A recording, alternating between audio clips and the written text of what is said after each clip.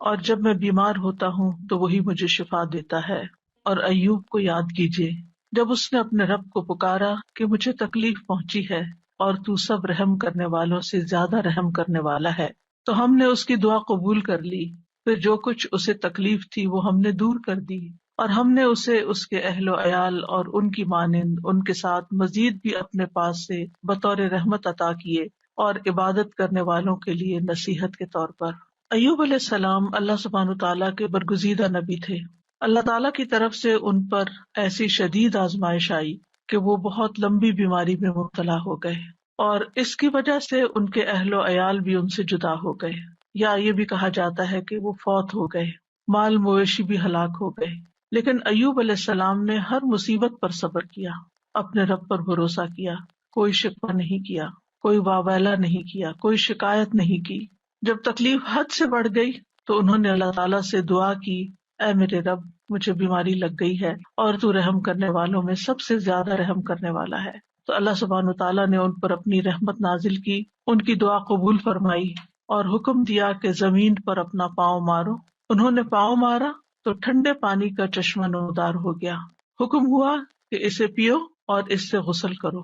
وہ مبارک پانی پینے اور اس پانی کے ساتھ غسل کرنے سے ان کی ساری بیماری دور ہو گئی، یعنی پانی ان کے لیے شفا کا باعث بن گیا اللہ کے اذن سے، اور وہ پوری طرح صحت مند ہو گئے۔ اللہ تعالیٰ نے انہیں ان کے گھر والے بھی عطا فرما دیے اور اتنے ہی اور بھی دے دیے۔ وَأَيُّوبَ إِذْ نَادَى رَبَّهُ، اور ایوب کو یاد کیجیے علیہ السلام جب اس نے اپنے رب کو پکارا۔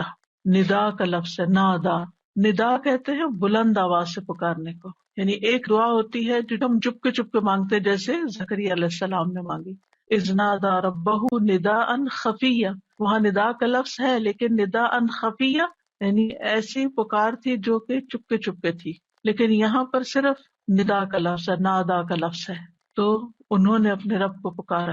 دونوں طرح پکارنا چاہیے، دل ہی دل میں، چپ کے اور بلند آواز سے بھی۔ رب ہر طرح سنتا ہے۔ کیا پکار کے کہا؟ انی مسنی الضر، یا رب مجھے تکلیف پہنچی ہے۔ در سے مراد انسان کی جسمانی بدحالی ہے، بیماری، لاغری، بڑھاپا، یہ سب چیزیں در میں آتی ہیں۔ وَأَنْتَ أَرْحَمُ الرَّاحِمِينَ، اور آپ سب رحم کرنے والوں میں سب سے بڑھ کر رحم کرنے والے ہیں۔ کتنا خوبصورت انداز ہے پکارنے کا، دعا کرنے کا۔ مختصر الفاظ ہے، کوئی لمبی چوڑی باتیں نہیں ہیں، چند لفظ ہیں لیکن بڑے ہی جامع لفظ، اور کسی چیز کا مطالبہ بھی نہیں کیا، صرف رحم کی درخواست کی، یعنی اللہ تعالیٰ کی رحم کا ایک طرح سے واسطہ دیا۔ وَأَنْتَ أَرْحَمُ الرَّاحِمِينَ، تو کیا ہوا نتیجہ؟ فَاسْتَجَبْنَا لَهُ، ہم نے اس کی دعا قبول کر لی، اس کی گریہ ازاری قبول کر لی۔ فَكَشَفْنَا بِهِ مِنْ ضُرٍّ، اور جس تکلیف میں ہم نے اسے مبتلا کیا تھا اس سے عافیت عطا کرتی۔ وَآتَيْنَاهُ أَهْلَهُ وَمِثْلَهُمْ مَعَهُمْ، اور جس طرح انہیں پہلے اللہ تعالیٰ نے اہل و عیال اور مال و دولت اور صحت اور عافیت عطا کی تھی، وہ سب چیزیں اللہ تعالیٰ نے لوٹا دی، بلکہ اور بھی زیادہ عطا کی، اور دنیا کی نعمتوں کے ساتھ اس صبر پر آخرت کے بڑے اجر و ثواب کا بھی وعدہ کیا۔ اللہ تعالیٰ نے ایک دوسرے مقام پر ایوب علیہ السلام کے صبر کی تعریف کی ہے، اِنَّا وَجَدْنَاهُ صَابِرًا نِعْمَ الْعَبْدُ إِنَّهُ أَوَّابٌ، بے شک ہم نے اسے صابر پایا۔ اللہ نے گواہی دے دی کہ وہ صبر کرنے والے تھے۔ ہم صبر بھی کرتے تو بعض اوقات ایسی تکلیف میں ہوتے ہیں کہ سوچتے ہیں پتہ نہیں یہ بھی صبر ہے یا نہیں، یعنی ہمارا صبر بھی صبر ہے یا نہیں، اس میں بھی ڈاؤٹ ہو جاتا ہے۔ تو اللہ سبحانہ تعالیٰ نے ان کے صبر کو مان لیا کہ صابر ہیں۔ نعم العبد، کتنا اچھا بندہ۔ تو اس سے پتہ چلتا ہے کہ صبر کرنے والا، غم سے گزرنے والا جب صبر کرتا ہے تو اللہ تعالیٰ کا محبوب بن جاتا ہے، اور ساتھ ہی یقیناً وہ بہت رجوع کرنے والا تھا۔ یعنی اس کا یہ مطلب نہیں کہ پہلی دفعہ وہ دعا کر رہے تھے، یا پہلی دفعہ وہ رب کی طرف انہوں نے رغبت کی تھی اتنے سال کی بیماری گزار کر، اور پہلے انہوں نے کبھی نہیں پکارا تھا۔ انہ اواب، وہ بہت زیادہ رجوع کرنے والے تھے رب کی طرف، بہت زیادہ اپنے رب کو پکارنے والے تھے۔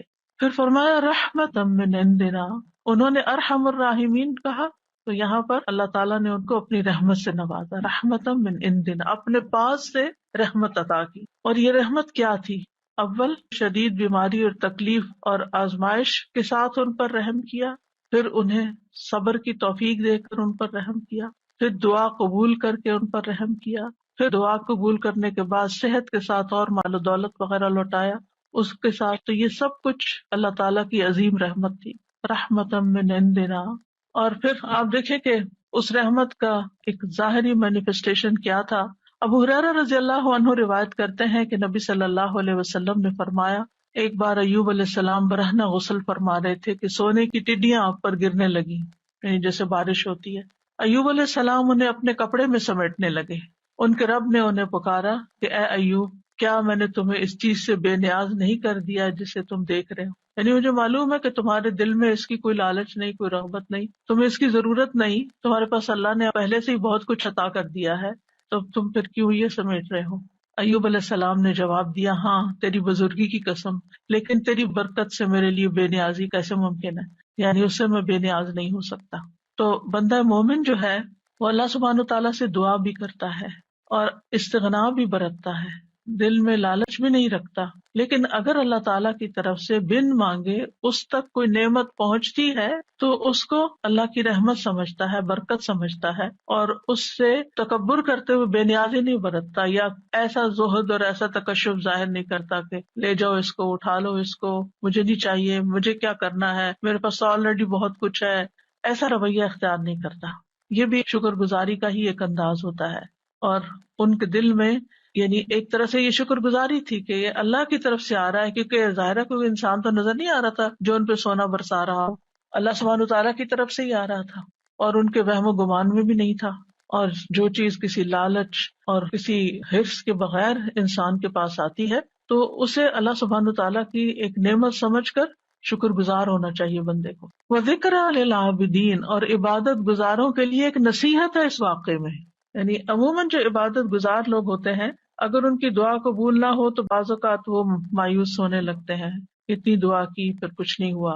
یا پھر یہ کہ بعض اوقات عبادت کی وجہ سے شیطان دل میں ایک عجیب سا خیال ڈال دیتا ہے کہ تم تو بہت نیک ہو اور تمہارا دنیا سے کیا تعلق، اور انسان صرف دنیا کو کریٹیسائز ہی کرتا رہے اور دنیا کو برا بھلا ہی کہتا رہے. تو ایسا نہیں ہے، یعنی عبادت اور اللہ کی نعمت دونوں جمع بھی ہو سکتی ہیں، جیسے ایوب علیہ السلام پر جمع ہوئی تھی کہ وہ عبادت گزار تھے، اواب تھے، بہت زیادہ اپنے رب کو پکارتے تھے، اس کی طرف رجوع کرتے تھے. اور اواب جو ہوتا ہے صرف دعا نہیں کرتا بلکہ نماز اور دیگر نیک اعمال کے ساتھ اپنے رب کی طرف رجوع کرتا ہے. اور اس میں اگر اللہ سبحانہ تعالیٰ بندے پر اپنی رحمت فرماتا ہے، صحت دیتا ہے، طاقت دیتا ہے، تو ایسے میں وہ مزید شکر گزار ہوتا ہے. تو اس واقعے میں عبادت گزاروں کے لیے ایک نصیحت ہے کہ اگر بیماری آ جائے، اگر تکلیف آ جائے تو پھر کیا کرنا چاہیے. اگر مختلف چیزوں کے ذریعے انسان کی آزمائش ہو تو پھر کس طرح صبر کیا جائے، اللہ تعالیٰ کے سامنے کیسے فریاد پیش کی جائے، اور پھر جب اللہ تعالیٰ انعام فرمائے تو کس طرح بہیو کیا جائے. کیونکہ بعض لوگ تکلیف میں تو اللہ تعالیٰ کی طرف رغبت کرتے ہیں، لیکن جب تکلیف دور ہو جاتی تو پھر کیا کرتے ہیں، بھول جاتے ہیں، اور پھر وہ اس کو اپنا کارنامہ بتانے لگتے ہیں کہ میں نے ایسا کیا اور ویسا کیا، یہ ایکسرسائز کی اور یہ دوا کھائی اور یہ طریقہ اختیار کیا تو اس وجہ سے مجھے یہ شفا ہوئی ہے، اور اللہ تعالیٰ کو اس میں سے نکال دیتے ہیں. تو بندہ مومن کسی حال میں بھی، چاہے صبر ہو یا شکر ہو، وہ دونوں کیفیات میں رب ہی کے ساتھ جڑا رہتا ہے. ایوب علیہ السلام کا واقعہ حدیث میں تھوڑی تفصیل کے ساتھ بھی آتا ہے. انس بن مالک کہتے ہیں کہ رسول اللہ صلی اللہ علیہ وسلم نے فرمایا، بے شک اللہ کے نبی ایوب علیہ السلام اپنی آزمائش میں 18 برس بیمار رہے، ایک دو دن نہیں، 18 سال. قریبی اور دور کے لوگوں نے انہیں چھوڑ دیا، ساتھیوں نے چھوڑ دیا. البتہ ان کے بھائیوں میں سے یعنی دینی بھائیوں میں سے 2 آدمی صبح و شام ان کے پاس آتے جاتے رہے. تو ایک دن ایک اپنے دوسرے ساتھی کو کہنے لگا، کیا تو جانتا ہے اللہ کی قسم ایوب نے کوئی ایسا گناہ کیا ہے جو جہان والوں میں سے کسی نے نہیں کیا؟ اس پر اس کے ساتھی نے کہا، وہ کون سا؟ اس نے کہا، دیکھو 18 سال ہو چکے ہیں، اللہ نے اس پر رحم نہیں کیا کہ اس کی آزمائش اس سے ہٹا دے. کیونکہ بعض اوقات عبادت گزاروں کی جب آزمائش لمبی ہو جاتی ہے تو لوگ باتیں بنانا شروع کر دیتے ہیں کہ یہ تو بہت دین والے ہیں اور یہ تو قرآن والے ہیں اور یہ تو بہت نمازی ہیں اور حج عمرے کرتے ہیں، اور پھر دیکھو ان کے ساتھ کیا ہو رہا ہے. تو ان کے اوپر بھی اسی طرح کی بات ہوئی. جب وہ شام کو ایوب علیہ السلام کے پاس آئے تو ایک نے بے صبری میں وہ بات ذکر کر دی کہ وہ کوئی یہ کہہ رہا تھا تمہارے بارے میں. تو ایوب علیہ السلام نے ان کا الزام سن کر کہا، جو کچھ تم کہہ رہے ہو اس طرح کی کوئی بات میرے علم میں تو نہیں ہے. اب ریاکشن دیکھے ہاں اتنا ضرور ہے کہ اللہ تعالیٰ جانتا ہے کہ دو آدمیوں کے پاس سے میرا گزر ہوتا تھا جو آپس میں جھگڑ رہے ہوتے تھے، وہ دونوں ہی اللہ کا نام لیتے تھے، پھر میں اپنے گھر واپس آتا اور ان دونوں کی طرف سے کفارہ ادا کرتا اور اس بات کو ناپسند کرتا کہ وہ ناحق اللہ کا نام لے رہے ہیں، یعنی یہ مجھے اچھا نہیں لگتا تھا کہ وہ اللہ کا نام لے کے لڑ رہے ہیں، تو میں ان کی بخشش کے لیے صدقہ کر دیتا تھا کہ ان کی پکڑ نہ ہو اس پر، یعنی ایسے نیک انسان۔ بہرحال ایوب علیہ السلام کی آزمائش اور بیماری ایسی تھی کہ جب وہ قضائے حاجت کے لیے باہر جاتے اور فارغ ہو جاتے تو ان کی بیوی ان کو ہاتھ سے پکڑ کر سہارا دیتی تھی حتیٰ کہ وہ واپس اپنی جگہ پر پہنچ جاتے، یعنی اتنے کمزور اور لاغر ہو گئے تھے۔ ایک دن وہ لیٹ ہو گئے اور ان کی بیوی ان کے انتظار میں رہی اور اللہ نے ایوب کی طرف وحی کی، ارکز برج لکا، یعنی باہر ہی گئے ہوئے تھے تو وہیں پر ارکز برج لکا ہذا مغتسل بارد و شراب، اپنا پاؤں مارو، یہ نہانے کا ٹھنڈا اور پینے کا پانی ہے۔ ادھر ان کی بیوی سمجھ رہی تھی کہ وہ دیر کر رہے ہیں، یعنی اپنی حاجت سے فارغ ہونے دیر ہو رہی ہے اور وہ ذرا ہٹ کے کھڑی ہوں گی اور انتظار کر رہی تھی۔ جب وہ واپس پلٹے تو اللہ نے ان کی تمام بیماریاں دور کر دی اور وہ بہت حسین لگ رہے تھے۔ جب ان کی بیوی نے ان کو دیکھا تو پہچان نہ سکی، پوچھا اللہ تمہیں برکت دے، کیا تم نے اللہ کے نبی جو بیمار ہیں انہیں دیکھا ہے؟ اللہ کی قسم جب وہ صحت مند تھے تو تم سے سب سے زیادہ مشابہت رکھتے تھے۔ تو انہوں نے کہا میں وہی ایوب ہوں، یعنی اتنی دیر میں ہی تکلیف دور ہو گئی۔ اور کس سے؟ پانی سے۔ ایوب علیہ السلام کے دو کھلیان تھے، ایک گندم کا تھا اور ایک جو کا۔ اللہ نے اس پر دو بادل بھیجے، ایک بادل گندم والے کھلیان پر آ کر سونا برسانے لگا حتیٰ کہ وہ سونا بہنے لگا، اور دوسرا جو کے کھلیان پہ آ کے چاندی برسانے لگا یہاں تک کہ چاندی بہنے لگی۔ اس طرح اللہ نے ان کو مال بھی دیا اور دولت کثیر بھی دی، یعنی ان کی نعمتیں پہلے سے بھی زیادہ ہو گئی، اگرچہ 18 سال کی آزمائش تھی۔ اس دوران وہ اللہ کے نبی بھی رہے، یعنی اللہ تعالیٰ نے اس بیماری کے باوجود ان سے ان کی ذمہ داری نہیں لی بلکہ وہ اس کو ادا کرتے رہے۔ اور ایک وفادار بیوی تھی اور دو دینی ساتھی تھے جو آتے جاتے تھے، باقی سب چھوڑ گئے تھے۔ چونکہ اس کے آخر میں آیا ہے کہ ذکر للعابدین، اس کہانی میں، اس واقعے میں عبادت گزاروں کے لیے، نیک لوگوں کے لیے ایک بڑی نصیحت ہے کہ اگر تکلیف آئے اور آزمائش آئے تو پھر کرتے کیا ہے۔ اس سے یہ بھی پتہ چلتا ہے کہ آزمائش نبی اور غیر نبی دونوں پر آ سکتی، کیونکہ ہمارے ذہن میں یہ خیال ہوتا ہے کہ جو نیک لوگ ہیں ان پر آزمائش نہیں آ سکتی، نہیں، سب پر آ سکتی۔ انبیاء بھی آزمائے جاتے ہیں، بلکہ انبیاء کی آزمائش زیادہ ہوتی ہے، اور پھر جو ان سے قریب تر ہوتے ہیں، یعنی جتنے جتنے نیک ہوتے ہیں اس کے مطابق۔ اور پھر یہ ہے کہ جب تکلیف آئے تو واویلا کرنے کی بجائے انسان کو صبر سے کام لینا چاہیے، اور پھر یہ کہ اللہ تعالیٰ دعا قبول کرتا ہے جب انسان اللہ کے خوبصورت ناموں یا صفات کے ساتھ گریہ وزاری کرتا ہے، اس سے مصیبت دور ہوتی ہے، اور مصیبت آنے پر اس کے گزر جانے کا انتظار کرنا چاہیے، اور انسان کو حوصلے میں رہنا چاہیے کہ آج تک جتنی تکلیفیں آئیں سب چلی گئیں، یہ بھی ایک وقت آئے گا تو چلی جائے گی، کوئی بھی مصیبت ہمیشہ کے لیے نہیں باقی رہتی۔ اور یہ بھی یاد رہے کہ جو شخص تکلیف پر صبر کرتا ہے اللہ تعالیٰ اس کو دنیا میں بھی انعام سے نوازتا ہے، اور آخرت کا اجر تو اس کے لیے لکھا ہی جاتا ہے۔ اور ہمیشہ انسان اپنے آپ کو اس تکلیف کے وقت یاد دہانی کراتا رہے کہ فَإِنَّ مَعَ الْعُسْرِ يُسْرًا، إِنَّ مَعَ الْعُسْرِ يُسْرًا، بے شک ہر مشکل کے ساتھ ایک آسانی ہے، بے شک اسی مشکل کے ساتھ ایک اور آسانی ہے۔ رسول اللہ صلی اللہ علیہ وسلم نے فرمایا مدد صبر کے ساتھ ہے اور کشادگی تنگی کے ساتھ ہے، اور بے شک ہر مشکل کے ساتھ ایک آسانی ہے، بے شک اسی مشکل کے ساتھ ایک اور آسانی ہے۔ بس انسان کی نگاہیں ہوں جو اس آسانی کو ڈھونڈنے والی ہوں، صرف انسان تکلیف پر نظر نہ رکھے بلکہ اس کے ساتھ انسان کو جو مزید چیزیں غور و فکر کرنے، سوچنے اور سمجھنے اور اپنے عمل میں تبدیلی لانے کا ایک موقع ملا ہے، اللہ کی طرف سے توفیق ملی ہے، اس کو بھی انسان ضرور ذہن میں رکھے۔ دوسری آیت جو ہے وہ ہے وَإِذَا مَرِضْتُ فَهُوَ يَشْفِينِ، اور جب میں بیمار ہوتا ہوں تو وہی مجھے شفا دیتا ہے۔ یعنی بیماری میں انسان کو اس چیز کا یقین رکھنا چاہیے کہ شفا صرف اللہ کے ہاتھ میں، اور وہ شفا دے تو پانی کے ساتھ بھی دے دیتا ہے۔ یہ دعا اور یہ قول ابراہیم علیہ السلام کا ہے جو قرآن مجید میں آیا ہے۔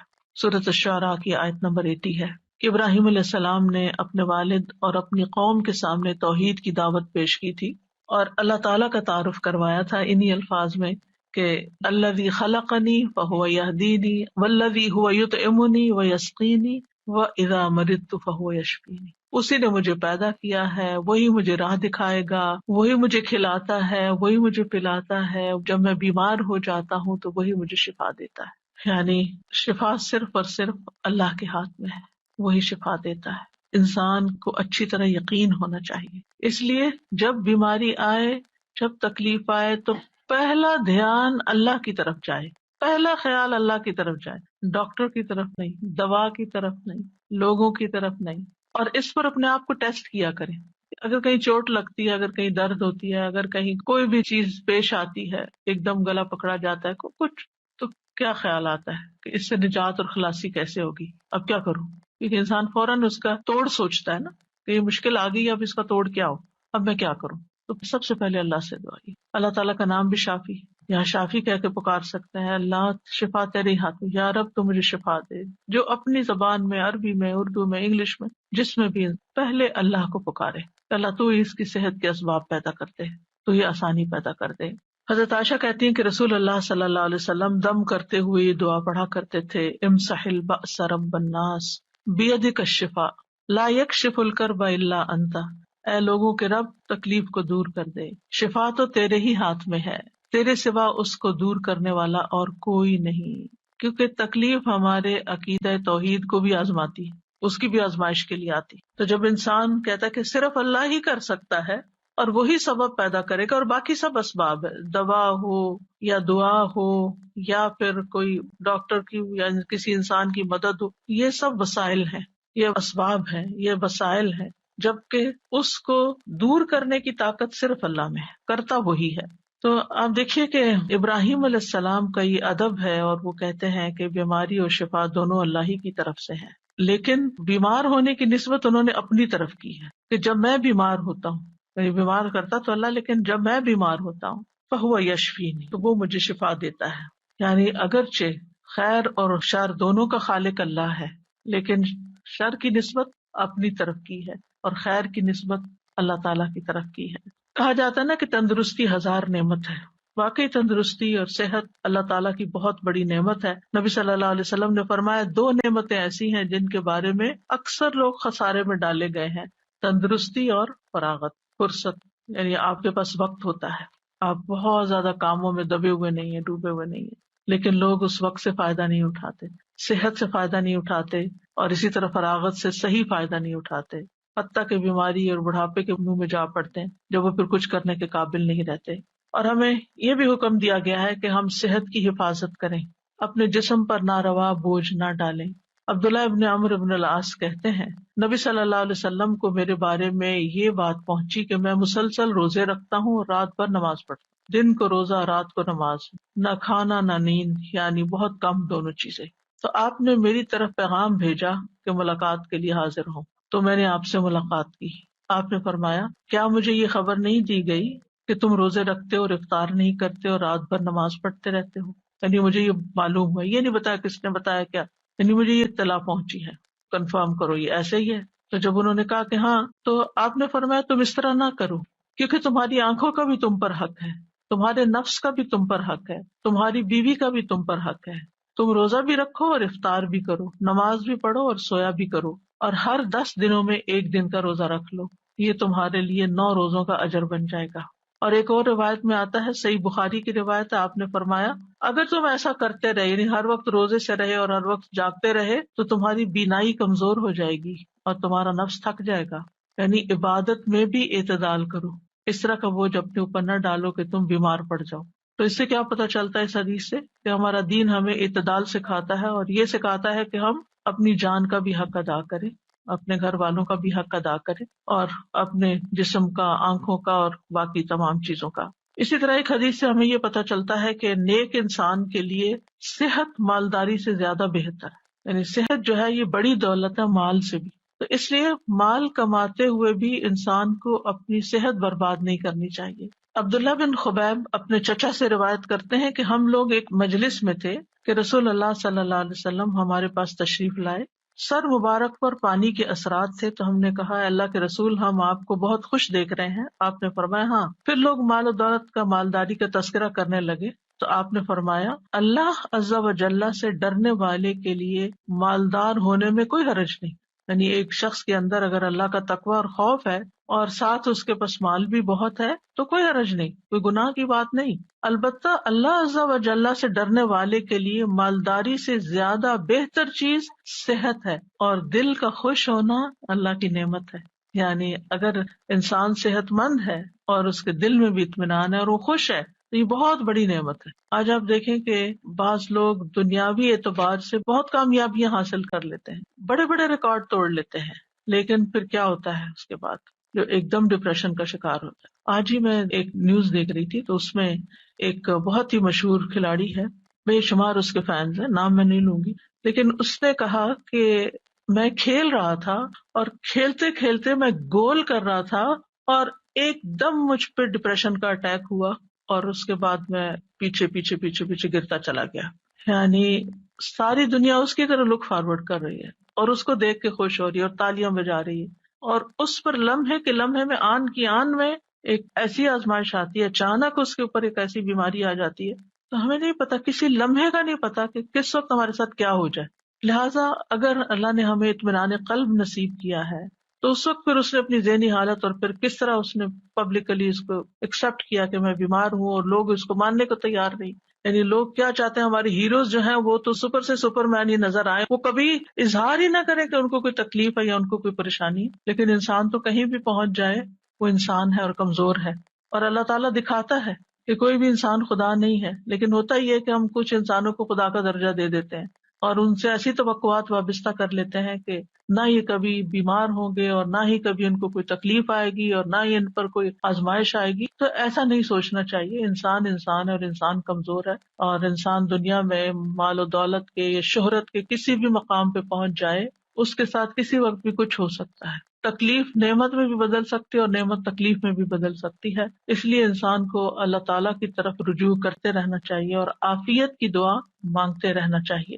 لیکن ہمیں جو اس حدیث سے پتہ چلتا ہے وہ یہ کہ مالداری سے زیادہ بہتر چیز صحت ہے۔ بعض اوقات آپ نے دیکھا ہوگا کہ کوئی غریب سے غریب شخص ہے لیکن انتہائی ایکٹیو، صحت مند، بھاگ دوڑ کرنے والا، کام کرنے والا، جس سے عموماً بیک ہوم میڈز وغیرہ ہوتی ہیں تو وہ کتنی ایکٹیو ہوتی ہیں، لیکن ان کو اپنی اس نعمت کی قدر ہی نہیں ہوتی کہ اللہ نے ہمارے ہاتھ پاؤں چلتے رکھے ہیں اور ہم کام کر سکتے ہیں اور ہمیں کسی کے اس لحاظ سے محتاجی نہیں ہے، ہم دوسروں کی خدمت کر رہے ہیں، ہم ان سے بہتر ہیں کہ ان کو ہماری ضرورت ہے جبکہ ہمیں ان کی اس طرح ضرورت نہیں ہے، لیکن وہ اس نعمت کی قدر کرنے کے بجائے اس غم میں رہتے ہیں کہ ان کے پاس بڑا گھر ہے یا گاڑی ہے اور ہمارے پاس نہیں ہے تو ہم محروم ہیں۔ حالانکہ اس حدیث کی روح سے زیادہ محروم وہ ہے جس کے پاس صحت نہیں ہے۔ نبی صلی اللہ علیہ وسلم نے فرمایا، جس شخص نے اس حالت میں صبح کی کہ اسے اپنے بارے میں امن ہو، کوئی خوف نہیں، وہ بدن کے لحاظ سے تندرست ہو اور اس کے پاس اس دن کے لیے روزی موجود ہو، صرف اس ون سنگل ڈے کے لیے کھانے پینے کا سامان ہے، گویا ساری دنیا اس کے لیے جمع کر دی گئی ہے، اگر انسان ان نعمتوں پہ سوچے اور شکر ادا کرے۔ رسول اللہ صلی اللہ علیہ وسلم نے فرمایا، اللہ سے عافیت کا سوال کیا کرو کیونکہ کسی انسان کو عافیت سے بڑھ کر کوئی چیز نہیں دی گئی۔ معاذ بن رفاع اپنے والد سے روایت کرتے ہیں کہ ابو بکر صدیق رضی اللہ تعالی عنہ ممبر پر کھڑے ہوئے پھر رو دیے، فرمایا گزشتہ سال رسول اللہ صلی اللہ علیہ وسلم ممبر پر کھڑے ہوئے، یہ کہہ کر ابو بکر پھر رو پڑے اور فرمایا اللہ سے معافی اور عافیت کا سوال کرو کیونکہ یقین کے بعد عافیت سے بڑھ کر کوئی نعمت کسی کو نہیں دی گئی۔ اسی طرح نبی صلی اللہ علیہ وسلم نے ایک شخص کو نصیحت کرتے ہوئے فرمایا کہ 5 چیزوں کو 5 چیزوں سے قبل غنیمت سمجھو، جوانی کو بڑھاپے سے پہلے، صحت کو بیماری سے پہلے، مالداری کو فقیری سے پہلے، فراغت کو اپنی مصروفیت سے پہلے، زندگی کو موت سے پہلے۔ اسی طرح آپ نے ایک موقع پر ابن عمر سے فرمایا، جب تم صبح کرو تو اپنے دل میں شام ہونے کا نہ سوچو، شام کا انتظار نہیں کرو، شام ہو تو صبح ہونے کا نہ سوچو، یعنی جو وقت ہے اس میں جیو، اس کی قدر کرو، اس وقت سے فائدہ اٹھاؤ، اس میں اچھا اچھا کام کر لو، یہ نہ سوچو اچھا صبح ہوگی تو پھر کر لیں گے، اگر اس وقت ہے تو پھر اس وقت وہ کام کر لو، کیونکہ عبداللہ تم نہیں جانتے کل تمہارا نام کیا ہوگا، یعنی مردوں میں ہوگے یا زندوں میں ہوگے۔ اور یہ بہت بڑی نصیحت ہے، آج کے لوگ بہت سے تجربے کرنے کے بعد اس نتیجے پہ پہنچے ہیں، اور اب یہ بات بہت ان ہو گئی ہے کہ لیو ان مومنٹ، ناؤ کی اہمیت، اور اس پہ کتابیں باقاعدہ لکھی گئی ہیں کہ اس مومنٹ میں جیو جس میں جی رہے ہو اور اس کو انجوائے کرو. لیکن بہت سے لوگ جو وقت اس وقت ہے اس کی قدر نہیں کرتے، یا ماضی کے بارے میں سوچتے رہتے ہیں کہ یہ کیوں ہو گیا وہ کیا، یا مستقبل ہے کیا ہوگا، کس نے جانا. بعض لوگ پریشان رہتے ہیں ہمارے بڑھاپے کا کیا ہوگا، ہمیں کیا پتا کہ ہم بڑھاپے تک زندہ بھی ہیں یا نہیں ہیں. تو جو اللہ نے دیا ہے اس سے خوب خوب فائدہ اٹھا لینا چاہیے، اس کا شکر ادا کرنا چاہیے. پھر اسی طرح یہ ہے کہ انسان کو نہ صرف یہ کہ اپنی صحت بلکہ اپنے ماحول کی صحت کا بھی خیال رکھنا چاہیے اور اس کے لیے بھی دعا کرنی چاہیے. جیسے نبی صلی اللہ علیہ وسلم نے مدینہ والوں کے لیے دعا کی تھی، اے اللہ ہمارے دلوں میں مدینہ کی محبت اسی طرح پیدا کر دے جس طرح مکہ کی محبت، بلکہ اس سے بھی زیادہ. اے اللہ ہمارے سا اور مد میں برکت عطا فرما اور مدینہ کی آب و ہوا ہمارے لیے صحت افزا کر دے، یہاں کے بخار کو جوفا میں بھیج دے، یعنی کہیں اور چلا جائے، مدینہ کو ایک پرامن جگہ بنا دے. تو انسان کو اپنے بدن میں بھی عافیت کی دعا کرنی چاہیے، اپنے گھر میں بھی، اپنے شہر میں، اپنے ملک میں، کہ جہاں ہم رہتے ہیں امن امان کے ساتھ رہ سکیں. کیونکہ انسان امن کے ساتھ ہی بہت پروڈکٹیو ہو سکتا ہے. جب انسان کے اوپر ایک خوف سوار ہوتا ہے، اس کے حالات پریشانی کا شکار ہوتے ہیں، تو اس کو یہ نہیں سمجھ آتی کہ مجھے کیا کرنا چاہیے. یعنی بعضوں کا دل جمتا ہی نہیں پھر کسی کام کے کرنے کے لیے. پھر اس بات کو یاد رکھنا چاہیے کہ بیماری کا آنا اللہ کی طرف سے ایک امتحان ہوتا ہے. اللہ تعالیٰ کسی وقت کسی کو بھی آزما سکتا ہے. وَلَنَبْلُوَنَّكُمْ بِشَيْءٍ مِّنَ الْخَوْفِ وَالْجُوعِ وَنَقْصٍ مِّنَ الْأَمْوَالِ وَالْأَنفُسِ وَالثَّمَرَاتِ وَبَشِّرِ الصَّابِرِينَ. ہم ضرور تمہیں خوف، فاقے، نیز جان و مال اور پھلوں کے خسارے میں مبتلا کر کے تمہاری آزمائش کریں گے. تو اس میں جان جو ہے اس کی آزمائش میں صحت کی آزمائش بھی شامل ہے، یعنی جان جانے کے علاوہ دنیا میں رہتے ہوئے انسان بیمار رہے. پھر یاد رکھیے کہ تکلیف اور بیماری انبیاء کو بھی آ سکتی ہے. جیسے ہم نے ایوب علیہ السلام کے بارے میں پڑھا کہ 18 سال بیمار رہے، اور اسی طرح رسول اللہ صلی اللہ علیہ وسلم کو بھی کئی دفعہ بخار آیا. ابو سعید کہتے ہیں کہ وہ رسول اللہ صلی اللہ علیہ وسلم کے پاس آئے، آپ بخار میں مبتلا تھے، آپ پر چادر تھی، انہوں نے اپنا ہاتھ چادر پہ رکھا، کہا کہ اللہ کے رسول آپ کا بخار بہت سخت ہے. آپ نے فرمایا بے شک ہمارا حال اسی طرح ہوتا ہے، ہم پر آزمائش سخت ہوتی ہے اور ہمیں اجر بھی دگنا دیا جاتا ہے. یعنی ایک عام بندہ جس چیز سے آزمایا جاتا ہے، ایک دین والا اور پھر خاص طور پہ نبی، اس سے بڑی آزمائش میں مبتلا کیا جاتا ہے، کیونکہ جس کا درجہ جتنا بلند ہوتا ہے اس کی آزمائش بھی اتنی بڑی ہوتی ہے. انہوں نے پوچھا اللہ کے رسول صلی اللہ علیہ وسلم، لوگوں میں آزمائش کے لحاظ سے سخت کون ہوتا ہے؟ آپ نے فرمایا انبیاء. کہا پھر کون؟ فرمایا علماء. کہا پھر کون؟ فرمایا نیک لوگ. یعنی جیسے جیسے آپ کے درجے ہوں گے اسی حساب سے آزمائش ہوگی. اس لیے اگر کسی کے اوپر کوئی تکلیف بڑی آ جاتی ہے تو وہ تب بھی اللہ سے اچھا گمان رکھے کہ اگر اللہ نے مجھے دوسروں کے مقابلے میں زیادہ آزما لیا تو اس کا مطلب یہ ہے کہ اللہ تعالیٰ کی مجھ پہ نظر کرم ہے. اور فرمایا کہ ان میں سے کسی کو جوؤں سے آزمایا جاتا، یہاں تک کہ وہ اسے قتل کر دیتے، یعنی اتنی جوئیں پڑتی اور وہ صاف ہوتی ہی نہیں، نکالتے ہوں گے پھر اور پڑ جاتی، پھر اور پڑ جاتی، خون ہی چوس جاتی ہوں گی. اور ان میں سے کسی کو فقر کے ساتھ آزمایا جاتا، یہاں تک کہ وہ چھوٹی سی قمیص کے سوا کچھ نہ پاتا، چنانچہ وہ اسے ہی پہن لیتا. اور ان میں سے کچھ آزمائش پر بہت خوش ہوتے ہیں بنسبت اس شخص کے جو کچھ دیے جانے پہ خوش ہوتے ہیں. یعنی اللہ کے نیک بندوں کی ایک پہچان یہ بھی ہے کہ جب ان پر کوئی تکلیف آتی ہے تو پریشان ہونے کی بجائے وہ اللہ سے راضی ہو جاتے ہیں کہ اللہ نے مجھے اس کے لیے چنا، مجھے اس قابل سمجھا، تو اس لیے مجھ پر یہ امتحان ڈالا.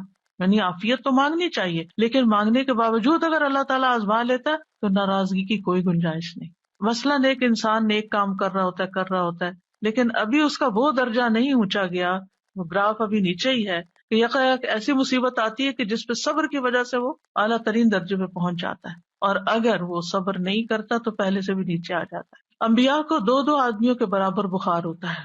پھر آپ دیکھیے کہ مسلمان کو جب کوئی کانٹا بھی چبھتا ہے تو پھر اس کے ذریعے اللہ تعالیٰ اس کے گناہوں کو ایسے دور کرتا ہے جیسے سوکھے درخت سے پتے جھڑ کے اس کو صاف کر دیتے ہیں. مریض کے لیے خوشخبریاں بھی ہیں. اب اپنی کوئی نہ کوئی بیماری تکلیف یاد کر لی، کیونکہ آج کل تو ہر شخص کسی نہ کسی بیماری میں کہیں نہ کہیں مبتلا رہتا ہی ہے، اور وہ بہت بادر بھی کرتی ہے بعض اوقات کہ کب میری جان چھوٹے گی اس سے، اور یہ کیوں ہے، اور مجھے اتنی دوا کھانی پڑتی ہے، اور باقی لوگ بغیر دواؤں کے بھاگے دوڑے پھرتے ہیں. تو انسان بلا وجہ اپنے اوپر ایک شیطانی وسوسوں کی وجہ سے بوجھ محسوس کرنے لگتا ہے. لیکن یاد رکھیے کہ اللہ تعالیٰ جس کے ساتھ بھلائی کا ارادہ کرتا ہے اس کو مصیبت میں مبتلا کر دیتا ہے. یہ صحیح بخاری کی روایت ہے. من یرد اللہ بہ خیرا یصب منہ.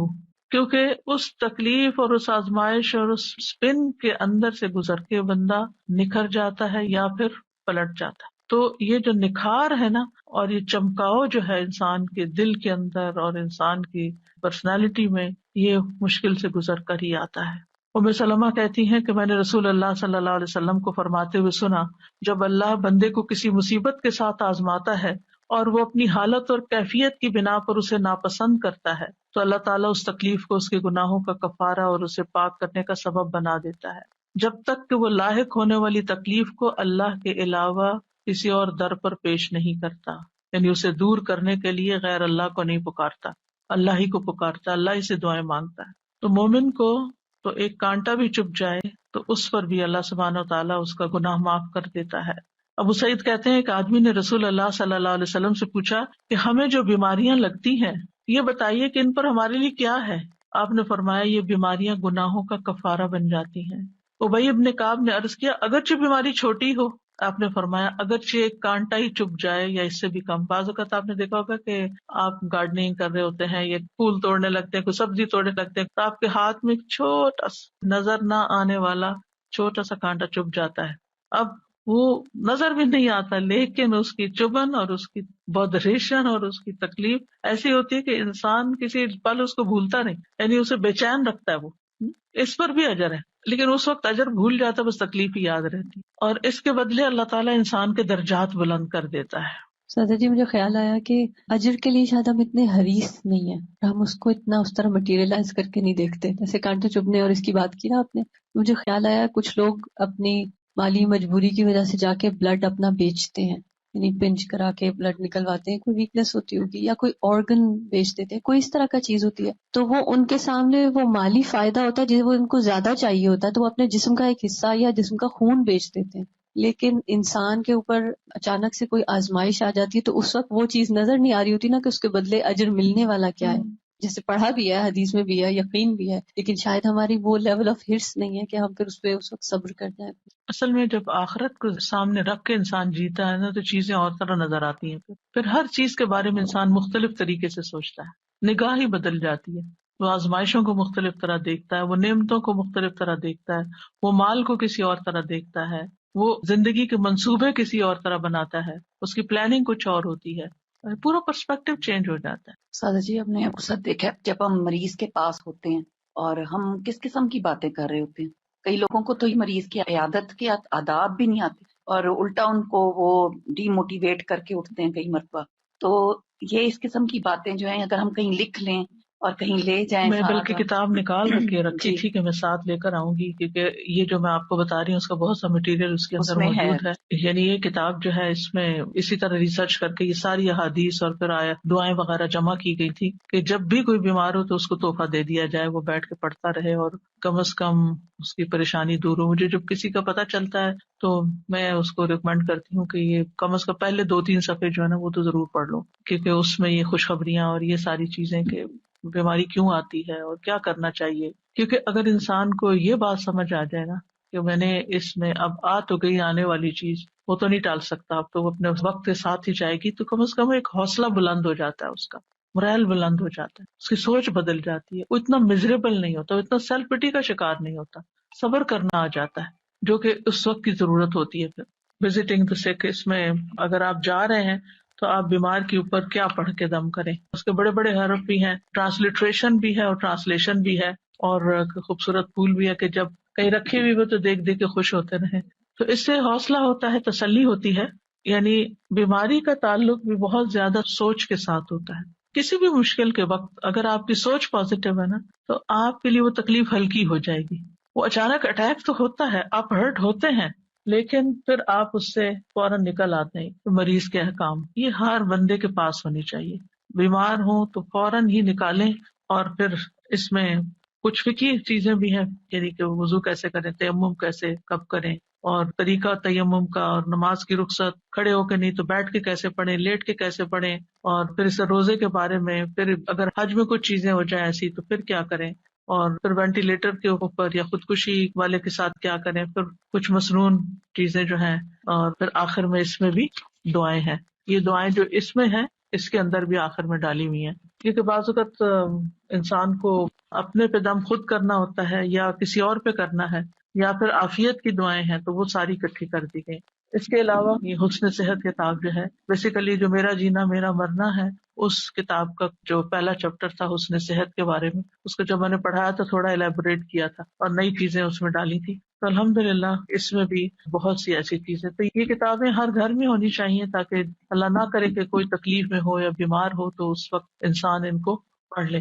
میں نے تو اپنے دائیں ہاتھ کے پاس رکھی ہوئی ہے تاکہ وقتاً فوقتاً پڑھ کے اپنی سوچوں کا علاج بندہ کرتا رہے, اپنا مرال بہتر کرتا رہے, کیونکہ بیماری تو بیماری ہوتی ہے لیکن اس کے اندر جو پریشانی اور جو نیگیٹو تھنکنگ اور شیطان کے وساوس وہ انسان کو زیادہ بیمار کر دیتے ہیں. اور جب انسان کو یہ ہوتا ہے کہ بیماری اللہ کی رضا کا سبب بھی بن جاتی ہے تو انسان کے لیے حوصلہ ہو جاتا ہے. وہ کیلنڈر بھی اسی مقصد کے لیے بنایا تھا کہ ڈاکٹرز کی ٹیبل پر ہو وہ, کیونکہ ہوتا یہ ہے کہ جب ڈاکٹر کی ٹیبل پہ کوئی چیز بھی رکھی ہوتی ہے نا تو مریض جب بیٹھا ہوتا ہے تو ادھر ادھر کچھ نہ کچھ پڑھتا رہتا ہے, تو وہ اس دن کا ڈیٹ بھی ہو اور پھر ساتھ وہ حدیث بھی پڑھ لے. میں نے رکھا ہوا مین روم میں, اس کو بدلتی رہتی ہوں, آتے جاتے پڑھتے رہتے ہیں. بالکل. تو یہ چھوٹی چھوٹی چیزیں ہیں جو انسان کو مشکل وقت میں ایک ریمائنڈر دیتی ہیں اور انسان کو فائدہ ہوتا ہے اور تکلیف آسان ہو جاتی ہے اور پھر گزر بھی جاتی ہے, پتہ بھی نہیں چلتا. جی میں سوچ رہی تھی کہ حضرت ایوب کے صبر کی تو مثال ہے ہی, لیکن اس کے ساتھ ان کی جو بیوی تھی وہ جو تیماردار تھی ان کی اولین, ان کا اپنا صبر اور ان کا حوصلہ اور ان کی ہمت افزائی حضرت ایوب کو کرواتے رہنا. ہم سب ان لوگوں کے لیے جو تیمارداری کرتے ہیں کسی نہ کسی حوالے سے کسی نہ کسی بیمار شخص کی, تو کتنا ضروری ہے کہ اس کی امید کبھی نہ توڑیں. میں ایک موٹیویشنل اسپیکر کا ایک چھوٹا سا کلپ تھا وہ سن رہی تھی, وہ ڈاکٹر بھی ہیں, تو وہ بتا رہے تھے کہ ایک بہت ہی سیویئر قسم کا کینسر کا پیشنٹ تھا جس کو ملٹیپل کینسرز ہوتے گئے اور وہ بار بار اپنے ڈاکٹر سے یہ پوچھتا تھا کہ میں کب تک سروائیو کروں گا, میں اور کتنا جی سکتا ہوں. تو ہر بار اس کو یہ کہتے کہ کوئی نہیں, آپ بالکل ٹھیک ہو جائیں گے, کوئی مسئلہ نہیں ہے, آپ کو بیماری آپ کی دور ہو جائے گی. اور وہ ٹھیک ہو جاتا تھا, اس کا وہ کینسر دور ہو جاتا تھا. لیکن ایک وقت ایسا آیا کہ جب وہ ڈاکٹر جو تھے ان کے منہ سے بس اب یہ نکل گیا کہ بس اب آپ دعا کیجیے, اب ہم کچھ نہیں کر سکتے. یعنی اس کی امید ختم ہو گئی, اور وہ اس کی امید کا ختم ہونا تھا کہ وہ خود وہ بھی بھی ختم ہو گیا گیا. پھر. تو واقعی یہ امید اور حوصلہ دلاتے رہنا بہت بڑی چیز ہوتی ہے. اور پھر یہ کہ مریض کے جو لواحقین ہوتے ہیں ان کو بھی حوصلہ دلانا. مجھے یاد ہے کہ میری والدہ ہاسپٹل میں ڈیتھ بیڈ پہ تھی اور ان کے ٹیسٹ بھی ہو رہے تھے, تو ایک ینگ ڈاکٹر مجھے یاد ہے کہ وہ آیا اور اس نے ساری ریڈنگز دیکھی اور ہم لوگ بیٹھے ہوئے تھے, تو وہ کہتا ہے یہ بھی ٹھیک ہے, ان کا یہ بھی ٹھیک ہے, یہ بھی ٹھیک ہے, یہ بھی ٹھیک ہے, آپ بالکل فکر نہیں کریں. حالانکہ مجھے نظر آ رہا تھا کہ وہ سروائیو نہیں کر رہی, لیکن مجھے بہت اچھا لگا کہ ایسے موقع پر بھی حوصلہ دلانا, کیونکہ پریشانی تو انسان کو ہوتی ہے لیکن دل خوش ہو جاتا ہے نا تھوڑی دیر کے لیے, اچھا ساری ریڈنگز ٹھیک آ رہی ہیں تو بس ٹھیک ہے. بالکل اسی طرح سے میں اپنے والد صاحب کا ایک شیئر کرنا چاہوں گی کہ جب انہیں ڈائگنوز ہوا تھا کہ انہیں کینسر ہے, اور وہ ماشاءاللہ کافی ایجڈ بھی تھے, لیکن ان کی تھرو آؤٹ دا لائف ان کی صحت ماشاءاللہ قابل رشک کی رہی. اس ٹائم پہ وہ واک کیا کرتے تھے جب پاکستان میں کسی کا کوئی کانسیپٹ بھی نہیں تھا کہ واک کرتے ہیں. تو ڈاکٹرز کے بعد جب گئے تو ڈاکٹرز نے کہا, ینگ ڈاکٹرز تھے, اور انہوں نے کہا کہ ہمیں آپ سے موٹیویشن ملتی ہے کہ آپ ریڈی ہیں کیمو کروانے کے لیے بھی. حالانکہ ان کی جو ایج تھی وہ ریکمینڈ نہیں کرتے تھے. تو میرے ابا جی کہتے تھے کہ نہیں الحمدللہ میں کر سکتا ہوں. اور مجھے ایک دفعہ جب ان کا فون کال یہاں پر آیا, کیونکہ جب میں انہیں کال کرتی تھی تو شاید وہ نہیں مجھے مل رہے تھے, اور جب وہ مجھے کال کرتے تھے تو میں نہیں مل رہی تھی, تو میرے پاس ان کا ریکارڈنگ میں آیا کہ بیٹے پنجابی میں انہوں نے مجھے کہا کہ میں تمہارا ابو سرور احمد بات کر رہا ہوں, اور تم میرے لیے پریشان نہ ہونا, میں اللہ کی رضا پہ راضی ہوں, اور میں ساری زندگی بہت اچھی گزری الحمدللہ, اور مجھے کوئی شکوہ کسی سے نہیں, تو میں فیس کروں گا اس کو. اور وہ اس سے کافی بہتر بھی ہو گئے الحمدللہ.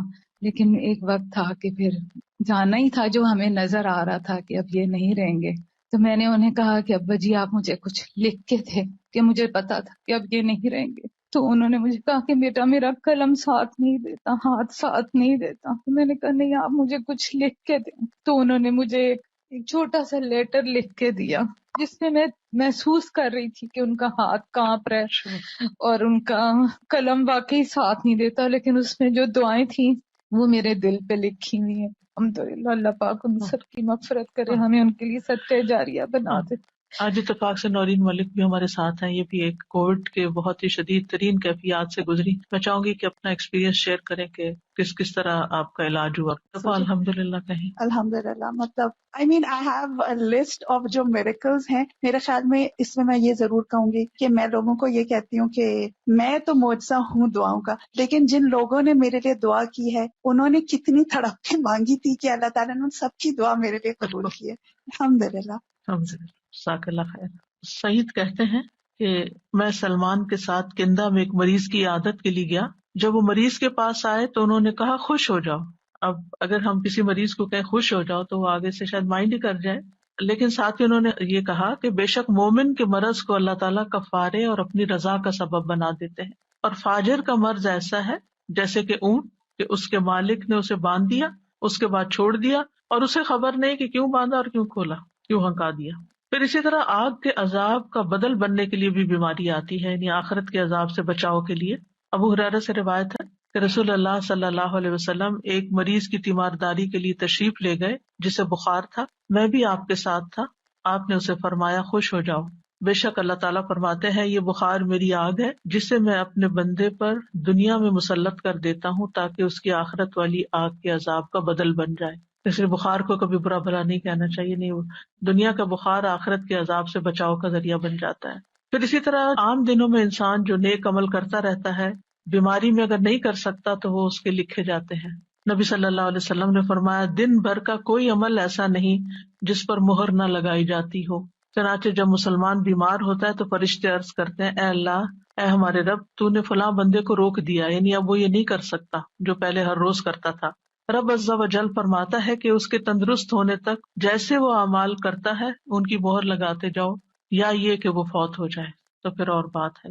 یعنی بیماری میں ان سارے اعمال کو اس کے لیے مہر لگاتے جاؤ، یعنی انہی اعمال کو ریپلیکیٹ کرتے جاؤ، گویا کہ وہ کر رہا ہے. رسول اللہ صلی اللہ علیہ وسلم نے فرمایا جب کوئی بندہ بیمار ہوتا ہے یا سفر میں جاتا ہے تو اس کے وہ تمام عمل لکھ دیے جاتے ہیں جو وہ حالت قیام اور زمانے تندرستی میں کیا کرتا تھا. اور دنیا میں جن پہ تکلیف آتی ہے اگر وہ صبر کرے تو قیامت کے دن ان کو ملنے والے اجر کو دیکھ کر لوگ تمنا کریں گے کاش ہماری جلدیں کینچیوں سے کاٹ دی جاتی. پھر اسی طرح بعض بیماریوں میں جب لوگ فوت ہو جاتے ہیں تو شہادت کا ثواب ملتا ہے. رسول اللہ صلی اللہ علیہ وسلم نے فرمایا فی سبیل اللہ مارے جانے کے علاوہ 7 طرح کی شہادت اور ہے. ایک وہ جو طاعون کی بیماری میں مرے، دوسرے جو پانی میں ڈوب کر مرے، تیسرے جو ذات الجنب جیسے پھیپھڑوں کی بیماری اس میں مرے، چوتھا پیٹ کی بیماری میں مرنے والا، پانچواں جل کر مرنے والا، چھٹا چھت یا دیوار کے نیچے دب کے مرنے والا، ساتویں وہ عورت جو حاملہ ہو اور مر جائے. یہ سب شہید کہلائیں گے، یہ سب بھی شہادتیں ہیں. پھر اللہ کے اذن سے بیماری جو ہے وہ جنت میں داخلے کا ذریعہ بھی بنتی ہے.